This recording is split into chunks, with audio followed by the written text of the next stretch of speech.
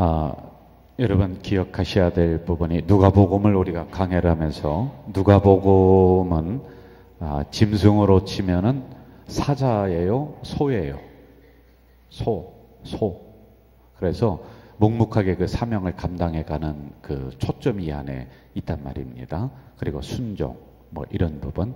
그리고 약한 사람을 위해서 눈물을 흘리는 그 일이 이 안에 많이 나타나고 있어요. 그래서 이런 부분을 우리가 잊지 말고 오늘도 말씀 속으로 함께 들어오는 여러분 되시기를 주의 이름으로 축원합니다. 오늘이 12월 마지막 수요일이에요. 오늘을 기점으로 이제 내년 신년으로 이렇게 수요 기도회가 또 넘어갑니다. 25일 성탄 예배를 마치고 제가 급히 전주를 갔다 왔어요. 집사람과 함께 전주를 꼭 가야 될 것 같더라고요. 무슨 일이 있었느냐 하면은 저희 집사람이 아내가 형제가 9남매예요. 그런데 9남매 이제 막내거든요. 근데 거기에 언니들이 많이 있을 거 아니에요. 근데 둘째 언니가 이제 우리 집사람을 업어서 키워온 그런 형태예요. 그러니까 엄마와 비슷하죠. 뭐 어릴 때는 다 그렇게 했죠. 그런데 둘째 언니의 딸이 죽은 거예요. 집사람하고 나이 차이가 한 2살 정도 이렇게 좀 차이가 나는데 그 딸이 죽었어요. 그래서 안 갈 수가 없지 않습니까? 그래 시간을 내서 이제 갔죠. 가서 같이 이제 위로하고 또 기도해주고 이렇게 왔어요. 이제 그러면서 그런 와중에 이분이 교회 권사님이신가 그래요. 그리고 그 형부는 집사람들 형부는 집사님이시고요. 우리 교단의 오랜 교인이십니다. 그러면서 굉장히 낙담하고 있을 줄 알았는데 낙담은 되긴 되죠. 왜냐하면 자녀가 먼저 앞서서 갔으니까.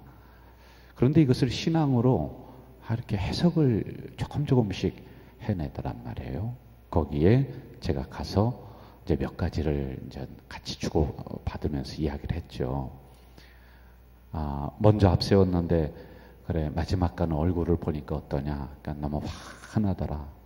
그리고 지난밤 꿈속에서는 먼저 돌아가신 엄마랑 자기 딸이랑 그러니까 할머니죠. 둘이 손잡고 색동적으로 입고 이렇게 나와서 꿈속에서 이렇게 보였다. 그래서 제가 이제 거기에 대한 부분을 또 나름대로 이야기를 해줬죠. 힘들고 어렵지만은 좋은 곳에 간 것. 이게 꿈속에서도 보이는 거 아니냐. 그러면서 기도해주고 또 그 밤에 이렇게 올라왔습니다. 나올 때 제가 안수 집사님 이제 형부 또 꼭 안아주고 이렇게 했어요. 그리고 오늘 새벽에 또 경기도 이천에 홍응식 집사님이라고 하는 분 아시죠? 박미희 권사님 수술을 했대요. 홍 집사님이 한참 동안 우리 교회 못 오시고 그랬는데 너무 머니까 그래 그 이야기를 듣고 제가 한번 가겠습니다. 기도하러 가겠습니다. 그랬더니 그 권사님이 있다가 연말이 바쁜 거 알잖아요. 아이고 나중에 한가찔 때 목사님 1월 뭐 이렇게 해서 오시라고. 그런데 그런 소리를 들으면은 그냥 스쳐 들으면 안 돼요. 목회자들은요. 그걸 잘 듣고 즉시 해야 돼요. 그래 시간을 이리저리 좀 조정을 해서 달려갔어요. 갔더니 생각보다 굉장히 큰 수술이었더라고요. 홍우식 집사님이 이제 허리가 파열이 돼가지고 큰 수술을 하셨어요. 제가 가서 기도하고 작은 부흥회나 마찬가지였어요. 그러면서 그분들의 간정도 다 들어주고 이렇게 하면서 올라왔어요. 그 고난을 겪은 이야기를 들으니까 안 갈 수가 없는 그런 상황이더라고요. 여러분 저도 결혼 전과 결혼 후로 저의 그 인생이 좀 이렇게 바뀐 것 같아요. 결혼 전에는 정말 참 고생 지질이 많이 했어요. 예, 여러분들에게 몇 번 간증을 드렸듯이 누가 먼저 죽어야 돼요? 남자가 먼저 죽어야 돼요? 여자가 먼저 죽어야 돼요? 남자가 먼저 죽어야 된다니까, 집안에서는요. 예? 그러니까 어머니가 먼저 돌아가시니까 가정이 영 말이 아니더라고요. 그래서 고생을 참 많이 했어요. 굶어보기도 많이 굶어보고, 우리 집이 없는 집이 아닌데 엄마가 안 계시니까 그걸 못 챙기는 거예요. 형수들 다 필요 없어요. 예? 다 필요 없어요. 자기 새끼들이나 챙기죠. 제 시동생인 나까지 챙길 것 같아요. 어림없는 소리예요. 근데 그런 고생이 저에게 많이 있었어요. 몇 번의 그런 위기도 있었죠. 신학도 포기하려고 하고, 또 어느 때는 교통사고 나서 다 죽어가기도 하고, 하여간 많은 어려움들이 저에게도 있었어요. 그런데 그런 중에 참 감사한 게, 그래도 신학을 포기하지 않고 이 길을 걸어왔다는 게, 그게 참 감사해요. 돌아보면 감사하더라고요.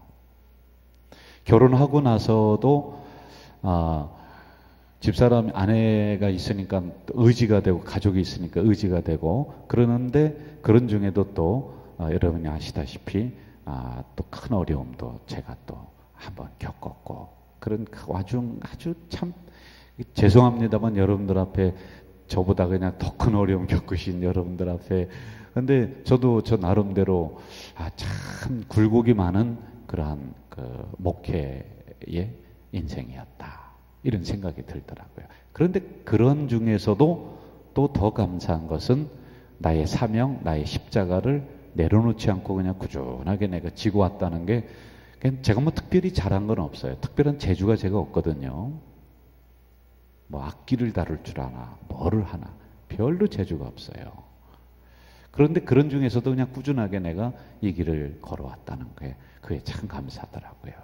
여러분, 하나님이 도우셨다는 것도 분명하지만은 사실은 제 성격도 한몫해요. 제가 충청도 사람 아니에요. 그냥 꾸준하게 걸어가는 거, 그거 하나는 잘해요. 우리 교회를 섬기면서도 매일 환하고 좋은 날만 있었던 건 아니에요. 제가 장로님들에게도 우스갯소리로 그런 얘기, 제가 마칠 때는 내 임플란트한 이 이빨값 내가 청구할 거라고. 왜? 그런 어려움들이 이제 있었죠. 또 그런 중에서도 또 더 감사한 것은 항상 교회를 생각하며 교회 중심으로 이렇게 갈 수 있는 그 생각은 끝까지 내가 가져가고 있더란 말이에요. 그런 부분들이 돌아보니까 굉장히 감사하더라고요. 식물학자들의 말에 의하면은, 여러분, 겨울에 이 나무가 앙상하게 그 잎을 다 떨구고 바람에 막 흔들리잖아요. 그렇죠? 그런데 이게 반드시 있어야 된대요. 잎을 떨구지 않으면은 다음 연도에 잎을 낼 수가 없대요. 그리고 이 바람이 막 세찬 바람이 몰아치잖아요. 그러면 이게 저 안쓰럽다 그랬는데, 그게 그 나무에게는 반드시 있어야 되는데, 이게 막 움직이면서 어떤 작용을 하느냐면, 식물학자들이 그래요. 영양분을 밑에 있는 것들을 위로 끌어들이는, 올리는 그 작용을 한대요. 그래서 이 가지로 다 갈 수 있는 그런 작용을, 흔들리기 때문에 이걸 한다, 이런 이야기를 하더라고요. 그러면서도 그 나무는 뿌리가 뽑히지 않고 그 자리에 그냥 묵묵히 있단 말이죠. 그래서 루이스라고 하는 신학자이면서 교수님은 이렇게 말해요. 우리가, 잘 들으세요, 편안하게 있을 때는 하나님이 속삭인다는 거예요. 야야야, 최권사야, 들려요? 안 들려요. 편안하게 있을 때는. 그런데 고난 중에 있을 때는 하나님이, 야 최권사, 너는 내 딸이야, 힘을 내 하고 하나님이 큰 소리로 얘기하는 게, 고난 중에서 큰 소리로 얘기한다는 거예요. 고난이 그렇다는 거예요. 어려움이 그렇다는 거예요. 그러니까 여러분, 편안하면은 여러분 교회 생활 열심히 할 것 같아요? 안 해요. 기도도 안 해요. 근데 어려우면 또 열심히 달려들잖아요. 하나님 음성을 그 어려움을 통해서 더 듣게 되는 메시지를 전달하는 통로가 고난, 어려움, 문제 이런 거라는 이야기예요. 퍼즐놀이를 우리 어르신들은 뭐 잘 모르겠지만 우리 학생 퍼즐을 알지? 퍼즐. 여러분 퍼즐은 뭐냐면은 큰 그림이 있는데 이 그림을 조각조각조각 다 낸 거예요. 그리고 이걸 확 흩어놓고 아이들에게 야, 너 이거 맞춰. 그런 놀이 있잖아요. 오늘 못 보던 학생이 있네. 누구세요? 구집사님 딸이에요. 구현수 집사님. 맞지? 네, 닮았어. 감사하네. 근데 퍼즐놀이 할 때 보면은 이 그림이 처음에 나올 때 그림이 다 완성된 거잖아. 그치? 완성된데 이걸 엎어가지고 확 흩어버리는 거야. 그렇죠? 그리고 나서 조각 하나하나를 맞추는 거잖아요. 근데 이 한 조각을 들렸을 때는 무슨 그림인지는 모르죠. 한 조각 가지고는 모르잖아요. 그런데 원래는 그림이 다 완성된 거지요. 맞죠? 여러분 잘 들어보세요. 우리에게 다가오는 고난, 어려움이 마치 퍼즐과 똑같은 거예요. 그 사건만 놓고 보면은 이 사건이 어떤 의미인지 어떤 뜻이 있는지 한 조각을 놓고 보면은 아무것도 몰라요. 아무것도 몰라요. 그러나 주인 되시는 하나님 입장에서는 이미 우리 인생의 완벽한 그림을, 뜻을 다 가지고 있어요. 여러분 우연히 태어난 존재가 아니거든요. 하나님이 여러분의 인생의 그림을 이미 다 그려놓고 있어요. 자, 그런데 그 조각을, 그림을 그려놨는데 이걸 조각조각 내서 하나님이 어떻게 하냐? 확 흩어버리시는 거예요. 그리고 뭐라고 하느냐? 네가 맞춰봐. 이거 우리한테 맞추라는 거예요. 그리고 우리는요, 그 조각조각 일어나는 저에게 있었던 20대 때 일어났던 그 사건 하나만 놓고 보면 모르죠. 30대 결혼하기 전에 치질이 고생하고 했었던 그거 보면 모르죠. 그런데요, 시간이 지나면서 하나님이 저에 대해서 계획해 놓으신 그 그림들이 하나하나 다 맞아 들어가는 거예요. 요 흩으시는 것을 고난이라고 하는 거예요. 야, 너 맞춰봐. 에? 이해가 되셨습니까? 이게 어려움이다 라고 하는 거예요. 자, 그런데 우리가 어떤 문제 그 다음에 봉착을 하느냐 하면은 이걸 확 흩으셔야 하나님이에요. 하나님이 우리의 가정을, 건강을 확 흩으시고 네가 맞춰봐. 그 고난이라고 했어요. 조각조각. 그런데 하나님이 분명히 고난 뒤에는 축복이 있고 나에게 완성된 거대한 그림이 있고 이거는 알긴 알겠는데 막상 그 자리에 딱 들어가면은 뭐가 생기느냐 하면은 불평이 생겨요. 왜 나만? 정말 하나님이 계신가? 왜 이럴까? 정말 이것 뒤에는 축복이 올까? 이런 불평, 의심들이 막 복합적으로 내 안에 막 일어난단 말입니다. 이게 인간이에요. 믿음 좋은 사람들도 아니에요. 절대 아니에요. 이게 다 인간은 일어나게 되어 있는 거란 말입니다. 자, 그런데 이 과정이 처음에 있었어요. 그런데 이것을 어떻게 하든지 해결해 나가고 이겨 나가야지만이 우리가 정말 하나님이 그려놓으신 그 거대한 축복의 그림으로 도달하고 내 것이 될 수가 있는데 이게 안 되면은 우리에게 뭐가 오냐면 영적인 침체기가 다가오는 거예요. 어둠 속으로 들어가는 거예요. 우리가요. 암흑 속으로. 신앙이 그렇게 됩니다. 그렇게 돼요. 제가 어느 때 보면은 참 난감할 때가 많아요. 하나님이 고난을 주는 게 이렇게 보면 보이거든요. 근데 그걸 못 보는 경우가 있고요. 그리고 이 고난과 어려움을 조금만 이겨나가고 조금만 더 기도하면은 그 끝이 보이는데 그만두는 사람이 있고요. 이게 참 목사가 볼 때 굉장히 안타까운 부분들이 많이 있어요. 여러분, 우리 교회 공동체도 이렇게 보면 거대한 하나님의 움직이심과 그 손길이 쫙 있어요. 어느 때는 두려움의 손길이 있어요. 그 제가 알거든요. 참 조심해야 되는데 여러분들이 그거 못 봐요. 그렇다고 내 입으로 탁 얘기 못 해요. 그것도요. 참 이런 부분들이 제가 굉장히 안타까울 때가 있어요. 본인이 모르는 거예요. 그러나 여러분 기억하세요. 하나님은 정확하신 하나님의 의도와 뜻과 그리신 계획을 가지고 여러분의 인생을, 우리 교회를, 여러분의 가정을 이끌어 가시는 줄로 믿습니다. 이걸 우리가 좀 알면은 우리가 이 조각조각 난 이 퍼즐과 같은 사건, 그리고 확 하나님이 흩으시면서 너 한번 네가 맞춰봐 라고 했던 이런 부분에서 충분히 이겨갈 수 있는데 이게 잘 안 될 때가 우리가 있다라고 하는 것이죠. 오늘 본문을 통해서 제가 이 서두에 얘기했던 이러한 질문들, 그리고 여러분에게 던져줬던 부분들을 하나하나 한번 좀 풀어가 보자 말이죠. 여러분, 전체적인 상황 설명을 하겠습니다.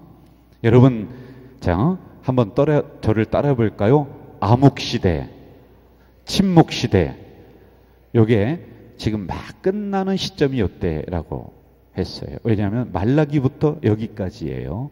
그러면서 지금 이제 여명기가 확 밝아오려고 하는 상황이에요. 그래서 지난주에도 제가 성탄절인가요?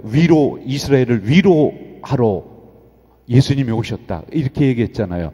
여기가 그 기간이거든요. 지금 그러니까 너무 힘들어요. 이게 세례 요한이 태어나고 예수님이 태어나고 하는 여명기가 지금 확 열리는, 영적인 눈으로 성경을 봐야 돼요. 그럼 영적인 눈으로 성경을 봤다면 영적인 눈으로 여러분의 인생을 봐야 돼요. 그런 눈으로 나에게 일어나는 사건도 볼 줄 아는 지혜로운 사람이 돼야 되는 거예요. 자, 여기 나오는 제사장이에요. 제사장 이름이 사가랴와 엘리사벳. 이름 몰라도 돼요. 이름 중요한 게 아니에요. 제가 얘기하는 큰 틀만 생각하세요.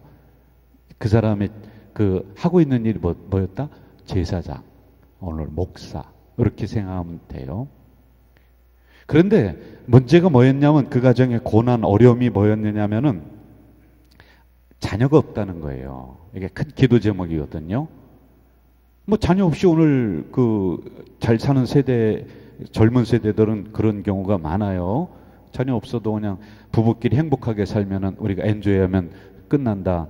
그런데 이 당시 히브리 문화에서 자녀가 없다는 것, 그것도 제사장이 자녀가 없다는 것은, 이거는 하나님으로부터 버림받은 죄 중에 첫 번째가 이게 들어가요. 이게. 여러분, 나병 환자 아시죠? 이게 하늘에서 내린 천혜의 병이다. 그래서 엄청 꺼리잖아요. 이거보다 더 위에 있다니까요. 이게요. 이런 상황이에요. 제사장 가문에 그게 있었다. 뭐 오늘날 자녀 없이도 우리가 잘 사명 감당하고 하죠. 괜찮죠. 어떻습니까? 그런데 이 당시 문화가 그랬다라고 하는 것을 염두에 두고서 우리가 들어가야지만이 돼요. 자, 이런 상황에서 당당하게 제사장의 직분을 감당해 나간다는 것, 이게 참 쉬운 게 아니에요, 여러분. 여러분, 오늘날의 목사로 산다는 게 쉬울까요? 어떤 분은 그런 얘기 하더라고요. 성도들이 헌금하는 거고 또박또박 받아먹고 말이야, 지가 하는 일이 뭐 있어, 와서 별 하는 일도 없고 설렁설렁 왔다 갔다가 하다가 그렇게 하면서 아주 월급 탁 가져가고. 그런데 그렇게 말했던 권사님이 자기 아들이 목회자가 되어서 개척교회에서 새벽재단에 엎드려서 기도하는 거 보고 그 소리가 쏙 들어갔대요. 그게 아니구나. 여러분, 오늘날의 목사로 살아간다는 것도 굉장히 어려워요. 오늘날의 사모로 살아간다는 것도 굉장히 어려워요. 어쩜 다 아는 얘기입니다. 어쩜 잘 입으면은 막 그냥 어디서 돈이 나서 저렇게 좋은 옷만 사 입느냐. 또 그 소리 듣기 싫어서 그냥 허름한 옷 입고 다니면 참 빈티난다. 뭐 별 얘기 다 하죠. 그러니까 목회자가 노출된 생활을 여러분에게 보여야 되잖아요. 이렇게요. 그때 우리 가정을 와서 여러분들이 점검하는 건 아니죠. 근데 오늘날의 목회자로 산다는 게 진짜 어려워요. 오죽하면 제가 이것도 인터넷 타서 제 딸한테 가면 안 되는데, 큰딸이 그 목회자하고 썸을 타요. 전도사랑. 그래 내가 살살 꼬셔서 딱 헤어지게 만들었잖아요. 아유, 나는 못 시키겠더라고요, 진짜로. 여러분들도 사명 받으면 어쩔 수가 없지만 할 수만 있으면은 애인이 있어? 저 목회자는 보지도 마. 아유, 어렵다는 얘기예요, 그만큼요. 지금 여기에 있는 제사장이, 목사가 이런 상황 속에 있는 거예요. 묵직한 짐이 있습니다. 그게 있어요. 자, 6절로 가봅시다. 우리 성경으로 들어가 봐요. 6절. 같이 읽어볼까요? 6절. 시작. 다시 한번 크게 읽어봐요. 시작. 이 두 사람이 하나님 앞에 의인이니 주의 모든 계명과 규례대로 흠이 없이 행하더라. 자, 보세요. 하나님 앞에 의인이에요. 그리고 흠이 없었대요. 그런데 고난이 오는 거예요. 뜻하지 않은 어려움이 오는 거예요. 요즘 운전할 때 여러분, 나만 잘한다고 사고 안 날까요? 뭐라고 해요? 그래서 운전할 때 방어 운전하라고 하잖아요. 와서 뒤에서 꽉 들이받는 거예요. 의인이에요. 그것도 하나님 앞에 의인이래. 굉장하거든요. 흠이 없대. 그러니까 영적으로나 윤리적으로 흠잡을 데가 없어요. 그런데 이러한 뜻하지 않은 문제, 어려움, 그리고 근심, 이런 것에 봉착. 그러므로 여기서 우리가 얻을 수 있는 교훈은 뭐냐? 누구든지 온다는 거예요. 그리고 그런 어려움에 봉착하면은 함부로 얘기하면 안 돼요. 너 죄졌어, 그렇지, 뭐 잘못해서. 아니, 지금 아무 흠잡을 데 없는데 어려움이 온다니까요. 그래서 여러분, 고난 앞에서는 침묵하라는 거예요. 타인의 고난 앞에서도 더더욱 침묵해야 돼요. 함부로 얘기하면은 안 돼요. 한번 따라해 보세요. 말 조심하자. 진짜예요, 여러분. 이거 철저히 우리가 지켜야 돼요. 자, 그러면 보세요. 계명과 규례대로 흠이 없이 행했다. 그런데 이들의 기도 제목이 뭐였느냐면, 아까 얘기했죠. 문둥병보다 위에 있는 게 자녀가 없는 거예요. 그러므로 이 문제 해결해 주십시오 라고 하는 이 기도 제목을 이들이 가지고 있는 거예요. 이 문제를 해결해 주세요 라고 하는 이런 기도 제목. 맞지요? 자, 당시에 자녀가 없다는 것은 제사장 역할을 하는데 굉장한 짐이 돼요. 그럼 뒤에서 사람들이 수근수근 거리는 거예요. 저 제사장 목사인데, 당시 문화가 그러는데, 저 분명히 선대로부터 무슨 죄가 있던지, 숨겨놓은 죄가 있던지, 뒤에서 수근수근 거리고요. 그리고 제사장은 어떤 역할이냐면은, 그 당시는요, 백성들에 있는 죄를 가지고, 내가 이것을 가지고 이 강단 앞에 올라와서 내려놓고 하는 중보적 입장이에요. 이런 상황이에요. 여러분들이 가지고 있는 문제를 내가 받아서 이렇게 가지고 와서 하나님 앞에 올리는 입장이에요. 제가 잘 알고 있는 제 지인 목사님은 무슨 얘기를 하냐면, 성도들, 자녀들의 기도 제목을 주십시오. 제가 기도하겠습니다. 요 소리를 못 한대요. 왜? 그 자녀가요. 이놈이 얼마나 방황하고 얼마나 그냥 개판 5분 전인지, 머리 뭐 염색하는 건, 염색 괜찮아. 근데, 아이고, 목사님, 그건 아무것도 아니에요. 뭐 그냥 어디서 배웠는지 담배 술에다가 뭐 이틀이 멀다고 집 뛰어나가고, 학교 가서 선생님 앞에서 아빠가 뭔 잘못 있다고 그냥, 세상에. 그래서 이 목사님은 이걸 성도들이 아는 거예요. 또 알으니까 제가 집사님, 권사님 자녀에서 기도하겠습니다. 기도 제목 주세요. 이 소리를 못해. 왜? 이 소리 하면 뭐라고 그럴 것 같아요? 그런 소리는 진짜 안 하겠지만 뭐라고 할 것 같아요? 아이고, 지 새끼나 잘 돌보지. 그 얘기 할 것 같다는 거예요. 그렇죠? 이것 때문에 못하겠다는 그런 거예요. 수근거림 이런 게 있어요. 여러분, 제가 일을 해보니까, 교회에서 일해보니까 일하는 거 아무것도 아니에요. 여러분, 신명나요. 막 신바람 나게 막 일하거든요. 제가 춤을 춰도 웃지도 않고 막 일하는데 얼마나 신나는지 진짜 막 신나게 일해요. 막 하나도 힘 안 들어요. 오늘 새벽에 갔다 왔는데도 하나도 힘 안 들어요. 에? 정말 막 신나게 막 할렐루야 할렐루야 막 그냥. 그렇죠, 목사님? 힘 안 들죠? 저 뒤에 우리 목사님들 졸지 말고 힘 안 들죠? 대답이 약간 좀 불만해. 그런데 뭐 때문에 힘든지 아세요? 사람 때문에 힘들어요. 수근거림. 목사를 가장 힘들게 하는 사람이 누군지 아세요? 알아맞추는 사람은 내가 오늘 상 줄 거야. 누군지 아세요? 목사를 가장 힘들게 하는 사람. 여기 최 권사님은 저요 그러는 것 같아요. 누군지 아세요? 대답을 안 하네. 누구예요? 응? 목사야. 목사를 힘들게 하는 것은 목사예요. 참 힘들게 해요. 그래서 제가 우리 교육자들에게 잘 지내라, 잘 지내라. 한 발 벗어나면 다 동지고 다 이 길 가는, 한 길 가는 길벗들이고. 근데 그렇게 얘기해요. 서로 위해줘라, 위해줘라. 우리는 잘 지내요, 우리 교육자들은요.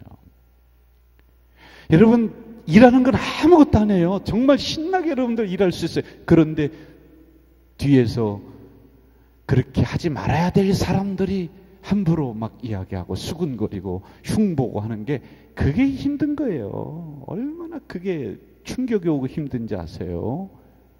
여러분, 수레를 끌고 가는데 수레를 끌고 갈 수 있도록 책임을 맡겨줬으면은 어떻게 해요? 뒤에서 밀어야 될 사람들은 밀어줘야 되는데 잡아당기고 있어. 그러면 안 되는 거예요. 그래서 오죽하면은 어떤 문학가는 이렇게 얘기했어요. 꽃으로도 때리지 마라. 그래서 여러분, 말 조심해야 돼요. 한번 따라해봐요. 말 조심하자. 정말 조심해야 돼요. 이게 가장 힘든 거, 이게요. 일하는 거 너무 좋다니까요. 예? 신방하는 거 여러분, 그거 너무 좋아요. 저는 막 신방이 더 있었으면 좋겠어요. 지금 이 제사장이 여기에 있는 사람, 그게 제가 그 추측을 하는 거예요.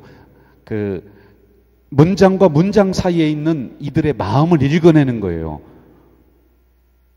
이 사명 반차대로라고 하는 것은 24 반열대로 성전에 가서 봉사를 열심히 하는 거거든요. 아무것도 아니에요. 그건 너무 좋아요. 행복해요. 할 수 있어요. 그런데 뒤에서 수근거림, 손가락질, 좌우당기는 거, 이런 게 그렇게 하지 말아야 될 사람들. 제가 일해보니까 그렇더라고요. 그래서 여러분, 할 수만 있으면은 응원해줘요. 할 수만 있으면 밀어줘야 돼요. 할 수만 있으면 격려해줘야 돼요. 할렐루야. 반드시 해야 된다니까, 그렇게요.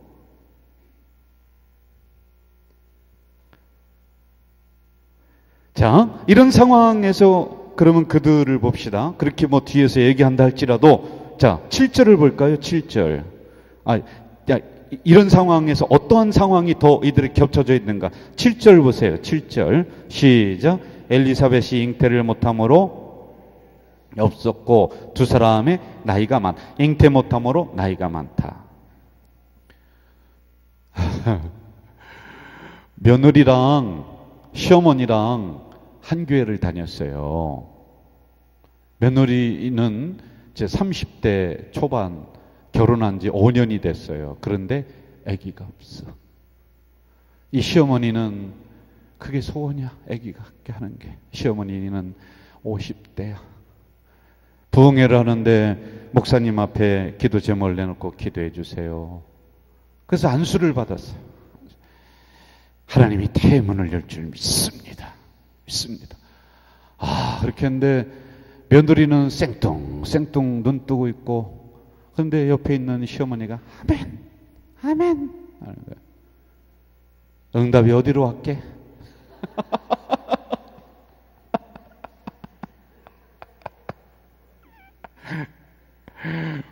폐경기를 40, 50대로 봐요. 의학적으로. 지금 나이가 많았다. 아기를 못 낳는다는, 과학적으로 안 된다는 거예요. 여러분. 그렇죠? 그리고 또 다른 의미는 희망의 단절. 그러니까 아이고 죽으라 그 기도했는데 응답이 없는가 봐. 이제 아이고, 너무 힘들어서 못하겠어. 여기까지 간 상황이에요. 이들의 지금 상황이 이런 거예요. 이해가 되셨나요? 예, 말씀으로 오늘 들어가야 돼요, 여러분들. 자, 그런데 이런 상황에서 여기가 아주 키포인트예요. 아주 중요한 거. 이게 이 구절에서 확 반전이 일어나요. 8절과 9절을 봅시다. 8절과 9절 시작. 마침 사가랴가 그 반열의 차례대로 하나님 앞에 제사장의 직무를 행할새 제사장의 전례를 따라 제비를 뽑아 주의 성전에 들어가 분향했다. 무슨 특별한 조치를 좀 취해야 하든지 그렇게 해야 될 것 같은데 이게 이 사건의 놀라운 핵심이 이 구절에 있는 거예요. 뒤에서 사람들이 막 수군거리고 잡아다니고 네 새끼나 잘하지, 네 기도 문제는 응답받지, 뭘 남기도 해주려고 그러느냐, 저거 능력 있는 목사야 뭐야, 별 얘기 지금 다 하고 있습니다. 거기다가 현실적으로 이제 아이고 기도 이만큼 해야 하는데 이제 안 된다, 그거거든요. 지금 과학적으로도 끝났다, 뭐 이런 상황 막 겹쳐져 온 거예요. 너무 무거워 이 짐이요. 그런데 8절과 9절에 보니 이런 상황에서 특단의 조치를 취했나요? 아니면은 그냥 본인이 하던 대로 묵묵히 그 사명을 감당했나요? 감당하는 거예요. 그게 신앙이에요. 그게 믿음이에요. 뭘 그냥 바람 부는 대로 그러지 말고요. 내가 하던 사명, 어려움이 문제가 너무 많이 겹쳐지만은 나는 나의 길을 그래도 건너라. 나는 나의 사명을 그래도 감당하겠노라. 이 믿음으로 묵묵히 걸어가는 거예요. 할렐루야. 여러분 다니엘이라고 하는 그 친구 얘기를 알지 않습니까? 사자굴에 던져졌습니다. 그렇죠. 사자가 잡아먹으려고 합니다. 그런데 하나님이 사자의 입을 닫으신 사건이 뭔지 아세요? 그는 전에 행하던 대로 예루살렘 성전을 바라보며 그냥 기도하는 거예요. 전에 행하던 대로. 어디 이런 상황에서 어디 뛰어갈까요? 어디 무슨 능력 있다라고 하는 어디 어느 교회 거기 막 뛰어가서 안수 받을까요? 어디 무슨 삼각산 가서 저기 할까요? 아니에요, 여러분. 여러분이 있는 자리에서 이게 이 의미가 그거거든요. 제사장의 반열대로 오늘도 내일도 나는 내 사명을 묵묵히 감당하겠노라, 이 자세거든요. 아멘. 할렐루야. 요게 요 사건의 반전을 일으키는 9절입니다. 8절과 9절, 이 두 절이 그런 거예요. 반차대로 순서대로 묵묵하게 호들갑 떨지 않고 그냥 내 사명 내던지지 않고 그냥 감당해 가는 거예요. 자, 놀라운 일이 일어납니다. 11절 같이 읽어볼까요? 시작. 주의 사자가 그에게 나타나 향단 우편에 선지라. 12절 사가랴가 보고 놀라며 무서워하니. 13절 천사가 그에게 이르되 사가랴여 무서워하지 말라. 너의 간구함이 들린지라. 내 아내 엘리사벳이 내게 아들을 낳아주리니 그 이름을 요한이라 하라. 14절 너도 기뻐하고 즐거워할 것이요 많은 사람도 그의 태어남을 기뻐하리니. 아멘. 평생에 가지고 있는 이 마음의 짐, 평생에 무거웠던 이 짐을 기도원에 가서 응답받았다? 그럴 수 있습니다, 여러분. 어디 가서 특단의 조치를 취해서 응답받았다? 그럴 수 있어요. 그러나 오늘 성경에서 말씀해 주시는 것은 그냥 소처럼 묵묵하게 우직하게 나의 사명, 나의 십자가 지고 그 길을 걸어갈 때 하나님은 거기에 응답을 묻어두셨습니다. 할렐루야. 이거 얘기해 주는 거예요, 여러분. 그렇게 걸어가세요. 그 사명 감당해 가세요. 뭘 그러지 말고요. 그냥 넉넉하게 내가 내 십자가 지고 걸어갈 때 하나님은 그 속에서 이 사가랴와 엘리사벳이 생각하지도 못했던 더 큰 기도 응답을 이 안에 묻어두셨습니다. 저는 여러분들이 사명과 시험, 문제를 분간하기를 주의 이름으로 축원합니다. 우리 교회 권사님들이나 이 앞에서 일하시는 분들 보면 대부분이 이런 마음이에요. 이런저런 소리 들려와도 그냥 내 십자가 내가 지고 넉넉하게 그 길을 걸어가는 것.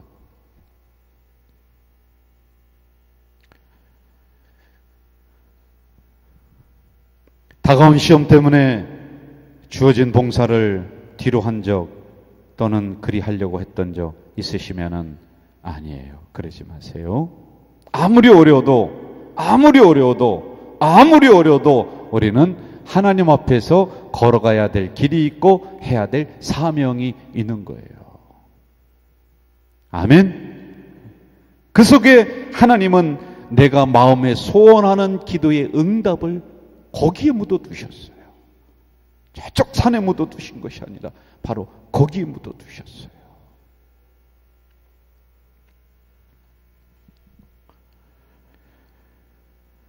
자, 여기서 우리가 하나만 더 캐낼 게 있어요. 잘 보세요.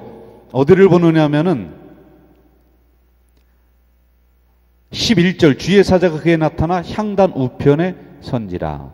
자, 8절부터 쭉 보면은 이 사가랴와 엘리사벳이 기도 응답을 받은 장소가 어딘 것 같아요?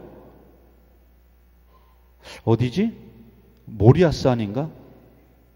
갈릴리 산인가? 어디 산이에요? 어디예요? 그렇죠. 따라해봐요. 성전이에요. 그거 중요한 걸 우리가 캐내야 되는 거거든요. 아멘. 저는 우리 가져질 교회가 기도 응답의 장소인 줄로 믿습니다. 가져질 교회가 근심을 해결해 주는 거룩한 교회인 줄로 믿습니다. 여기에 하나님께서 여러분을 만나주시는 이 귀한 영적인 장소인 줄 믿습니다. 급하걸랑 어렵걸랑 그래서 교회에 달려나야 돼요. 오늘 이 수요일에 나온 여러분들 복 받을지어다. 왜? 하나님의 내가 주는 게 아니라 하나님의 성전이기 때문에 그래요. 조금 춥다고 그냥 안 나오고. 오늘 연속 공부해요? 왜냐하면 20명은 넘게 빠졌어요 지금. 요즘 뭐 해요? 재미있는 거? 왕후의 품격? 뭐 그런 거 해요? 절대 자, 요것만 보고 우리가 마칠까요? 그렇게 자기의 길을 묵묵히 자기의 사명을 묵묵히 감당하는 그에게 하나님은 얼마나 큰 응답을 주셨는가요? 16절, 17절 한번 가볼까요? 16절 시작. 이스라엘 자손을 주곧 그들의 하나님께로 많이 돌아오게 하겠습니다. 할렐루야. 저를 보세요. 그 사람 보고 하나님의 교회로 수많은 사람들이 돌아오는 거예요. 그냥 이 말 저 말하고 다니는 그 사람이 아니라 어떤 어려움 속에서건 그냥 자기의 주어진 그 사명을 묵묵히 감당하는 그 사람 보고 그 하나 보고 수많은 심령들이 하나님께로 돌아오는 역사가 일어나는 줄로 믿습니다. 여러분이 그 사람 되세요. 한번 따라 봅시다. 내가 그 사람 되겠습니다. 아멘. 아멘이에요. 자, 또 하나 놀라운 축복이 이 안에 응답이 있습니다. 17절 보세요. 밑에 보면은 주를 위하여 세운 백성을 준비하리라. 이게 무슨 말씀이냐면 저를 보세요. 주님의 길을 예비하는 놀라운 이 사명, 놀라운 응답이 안에 있어요. 여러분 생각해 보세요. 제사장이 그 평생 동안 기도했습니다. 50이 돼도 나이가 많아서 이제 자식을 못 낳는다. 이게 희망이 없다. 이게 다 됐어요. 너무 무거운 짐이에요. 그래서 나중에는 기도 제목이 바뀝니다. 아이고 아들은 고사하고 그냥 어떻게 좀 하나 좀 딸이 죄송해요 여자분들 죄송합니다. 그 당시에 왜냐면 그때 여자는 그 숫자도 안 들어갔거든요. 아이고 어떻게 체면 좀 살려주세요. 그런데 하나님은요 그 이상의 놀라운 계획을 가지고 계신 거예요. 하나님은 그것만이 아니라 너 체면을 메꿔주는, 너 체면을 채워주는 그 정도의 계획이 아니라 하나님은 이미 거대한 퍼즐의 그림을 딱 가지고 있었어. 먼저 태어나도 안 돼. 예수보다도. 아니야, 참, 전 늦게 태어나도 안 돼. 먼저 한 5년, 6년 전에 태어나도 안 돼. 6개월 먼저 딱 그때 하나님은 이 요한이라고 하는 인물을, 그림을 다 가지고 있었어. 이 요한이라고 하는, 세례 요한이라고 하는 인물을 통해서 수많은 사람들이 하나님께로 돌아오게 하려고 하는 그 거대하신 계획, 그리고 그것만이 아니라 예수님의 길을 예비하시고 그 마당을 쓸어야 될 그 계획하심이 이 안에 있는 거예요. 그러니까 무슨 얘기냐? 자기 제사장의 가문의 대를 잇는 게 아니라 한 나라를 영적으로 책임지는 놀라운 사명이 그 안에 있다는 거예요. 이 계획을 가지시고 하나님은 그렇게 응답해 주시는 거예요. 여러분, 결론으로 갈게요. 잘 생각하세요. 어떠한 뒤에서의 수근거림, 어려움, 그거 우리는 하지 말아야 돼요. 사명자들은 그러면 안 돼요.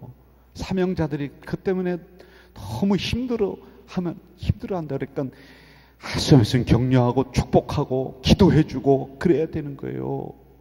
그리고 사명자인 여러분들도요, 그 어떤 소리에 그냥 좌우로 치우치며 가는 것이 아니라 나의 주어진 그 길을, 나의 주어진 사명을, 나의 주어진 그 믿음의 길을 어려움이 있다 할지라도 이 사가랴가 그렇게 행했던 것처럼 늘 성전 앞에 나와서 반차대로 봉사했던 것처럼 늘 그 사명을 지고 묵묵히 걸어갈 그때에 하나님은 성전에서 놀라운 응답을 주실 줄 믿습니다. 여러분이 기도했던 것보다 100배, 1000배, 10,000배 더 놀라운 거대한 축복의 그림이 있다는 것을 믿으시길 주의 이름으로 축원합니다.